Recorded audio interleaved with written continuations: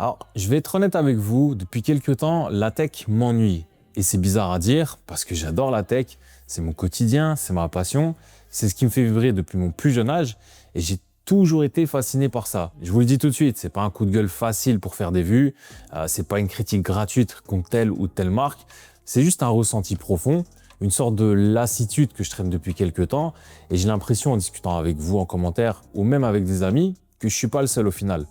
On est dans une phase étrange où tout est plus puissant que jamais, mais où l'excitation n'a jamais été aussi basse. Aujourd'hui, j'ai envie de mettre des mots sur ce sentiment de passionné blasé. Et si tu n'es pas encore abonné, abonne-toi. Ici, on parle de tout ce qui touche à la tech. Alors, avant la tech, c'était un petit peu le Far West. Chaque nouveau produit, chaque keynote, c'était un saut dans l'inconnu. Vraiment, c'était incroyable. On ne savait pas ce qui allait marcher, si ça allait bugger, mais on s'en fichait parce qu'il y avait cette étincelle. On bidouillait, on cherchait à comprendre comment repousser les limites. On voulait tout découvrir, ouvrir chaque menu, chaque paramètre pour voir tout ce qu'on pouvait faire dans les moindres détails. Moi, vraiment, j'allais dans les moindres détails de mes smartphones.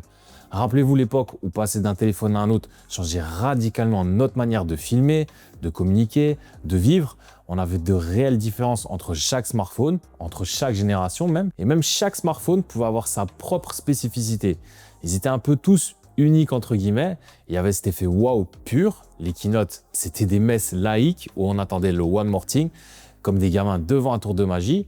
On suivait tout, écoutait le moindre mot pour essayer de savoir tout ce qu'il allait avoir dans le prochain smartphone. Pourquoi? Parce que la tech était encore une promesse du futur. Chaque mise à jour nous donnait l'impression de gagner un super pouvoir. Chaque nouvelle génération nous permettait de faire quelque chose en plus qu'on ne pouvait pas faire avant.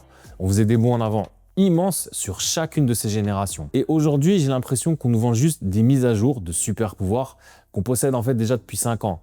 L'évolution permanente, c'est devenu une routine et la routine, c'est un peu le poison de la passion. Je le sais, avoir une révolution chaque année, ça devient vraiment difficile, voire quasiment impossible, surtout dans un secteur arrivé à pleine maturité. Je pense que c'est en grande partie ce qui me frustre aujourd'hui, de sentir ce ralentissement net de ces technologies quand on a connu toute la période dorée des nouveautés qui arrivaient franchement quasiment tous les 3, 4, 5, 6 mois. Ça allait vraiment vite et surtout ça allait dans tous les sens. Alors, le problème quand tu es passionné et que tu suis le marché depuis 10 ou 15 ans, c'est que tu finis par voir toutes les ficelles. Je regarde une fiche technique aujourd'hui et je sais déjà plus ou moins exactement ce que je vais ressentir avant même d'avoir le produit en main. Je sais déjà exactement comment va réagir même le produit. Un peu plus de puissance sur le processeur, ok, mais je voyais déjà pas de limite par rapport au précédent. Et ça fait plusieurs années que je vois pas vraiment de différence. On passe du 4 nanomètres au 2 nanomètres. Personnellement, moi, je ressens aucune différence notable dans mon quotidien, dans mon utilisation.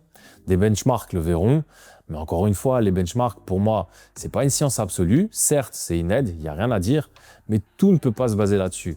L'expérience utilisateur et l'utilisation qu'on en fait au quotidien seront les alliés les plus fiables pour savoir la puissance, l'autonomie, etc. d'un produit. Donc, ok, on a aussi une caméra avec plus de mégapixels, d'accord, mais on est déjà au-delà de ce que l'œil humain tolère en termes de lissage numérique. Plus d'IA, on en reparlera, mais pour l'instant, moi je trouve que c'est souvent un gadget pour renommer des fonctions qui existaient déjà.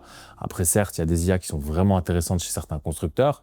Et surtout aussi, encore une fois, l'IA de chez les constructeurs, pour moi, n'est pas du tout un point qui me fait rester. Parce que ce soit Gemini ou ChatGPT, je peux les utiliser sous n'importe quel OS. Je déteste donc pas la tech, je l'adore même.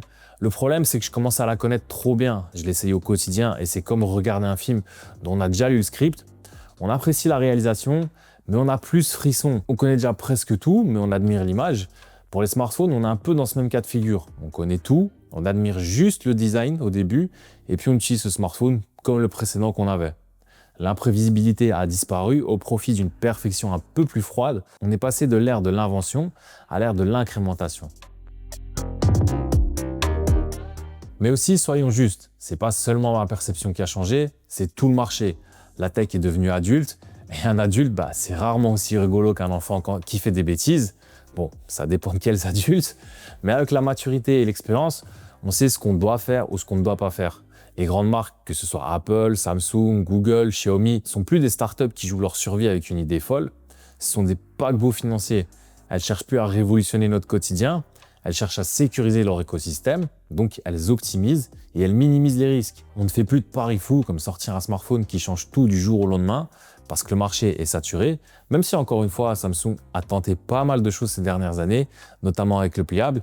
Et d'ailleurs, bien leur a pris, parce que la technologie arrive à une certaine maturité qui va peut-être enfin pousser Apple à passer le pas. Et on le sait, quand Apple introduit une technologie, généralement, je dis bien généralement, c'est plus facilement adopté par la masse. Après, cette technologie va aussi dépendre énormément de son prix. Pour moi, je pense que c'est ça actuellement qui constitue un énorme frein à l'achat. On passe le cap des 2000 € et c'est un cap qui est juste énorme pour un smartphone. Qu'il soit bon ou pas, c'est vraiment beaucoup trop, moi, je trouve. Donc, dans la globalité, on préfère la stabilité à l'audace et c'est logique économiquement. Mais pour nous, les passionnés de la première heure, c'est d'un ennui un peu mortel. On vit dans un monde de best-of. Chaque année, c'est une compilation des succès de l'année précédente avec une nouvelle couleur, un nouveau bouton, un nouvel objectif qui a juste changé de place. Donc la tech, c'est devenu une industrie de confort plus qu'une industrie de rupture. Et pourtant, si je pousse la réflexion un petit peu plus loin, cet ennui aussi, c'est peut-être le signe d'une victoire totale. La tech m'ennuie parce qu'elle fonctionne enfin et qu'elle fonctionne bien. Elle est donc mature.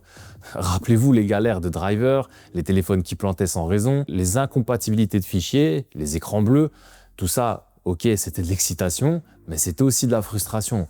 Et surtout, des heures et des heures perdues à passer sur les forums pour trouver une solution à nos problèmes. Je peux vous dire, j'en ai fait pas mal des forums parce que j'avais des soucis sur mes téléphones. Aujourd'hui, tout est beaucoup plus stable, tout est cohérent. La tech est devenue un utilitaire comme l'eau courante ou l'électricité. Tout simplement, on n'est pas excité quand on ouvre notre robinet et que l'eau sort. On trouve ça vraiment normal. Et c'est bien aussi, ça veut dire que cet objet fait partie intégrante de nos vies et qu'on a une forme d'habitude, voire même un peu de lassitude. On a perdu certes la magie, mais on a gagné en fiabilité. On a moins de waouh, mais on a aussi beaucoup moins de pourquoi ça marche pas. Et ça, c'est vrai qu'avec du recul, c'est peut-être la meilleure chose avec cette maturité technologique.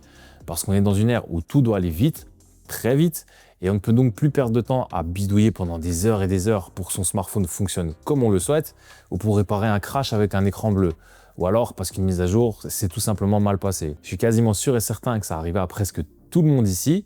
D'ailleurs, dites-le moi en commentaire si vous avez déjà eu ça aussi, que votre smartphone s'est retrouvé briqué à cause d'une mise à jour. Moi, je l'avais eu personnellement, c'était avec un Xiaomi à l'époque que j'avais importé. C'était juste horrible de trouver les informations pour savoir comment réparer tout ça, mais bon, bref. Mais donc, cet ennui, c'est le prix à payer aussi pour la maturité. On a transformé des jouets extraordinaires en outils indispensables, donc. Et un outil, par définition, c'est fait pour être utilisé, pas forcément pour être admiré ou être amusant, même si, encore une fois, j'aimerais pouvoir retrouver cette découverte et cette fascination lors de mes essais. Alors voilà où j'en suis moi en 2026. Moi, je suis passionné dans un monde devenu un peu plus rationnel. J'ai plus cette excitation naïve, je vais pas mentir, cette attente fébrile avant une sortie. Mais peut-être que c'est pas de l'ennui au fond. Peut-être que c'est juste une nouvelle forme de maturité aussi de mon côté. Je m'ennuie pas parce que la tech est morte. Je m'ennuie parce qu'elle a accompli au final sa mission. Elle est partout, elle est puissante, elle est simple et facile d'utilisation. Et quand quelque chose devient adulte, il faut apprendre à l'aimer différemment. Non plus pour ce qu'elle nous promet, mais pour ce qu'elle nous permet de faire réellement au quotidien. Dites-moi en commentaire si vous ressentez aussi ce même plateau. Est-ce que la tech vous excite encore comme au premier jour? Ou est-ce que vous sentez vous aussi que la flamme a un petit peu changé de couleur? Voilà, c'était Nouz. N'oubliez pas de commenter, partager, liker et surtout vous abonner pour manquer aucune de mes prochaines vidéos. D'ailleurs, je tiens sincèrement à tous vous remercier du fond du cœur parce qu'on arrive bientôt à 15 000 sur la chaîne.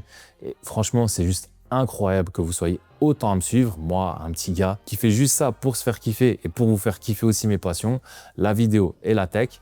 N'oubliez pas encore une fois de vous abonner. Je vous dis merci à tous et à la prochaine.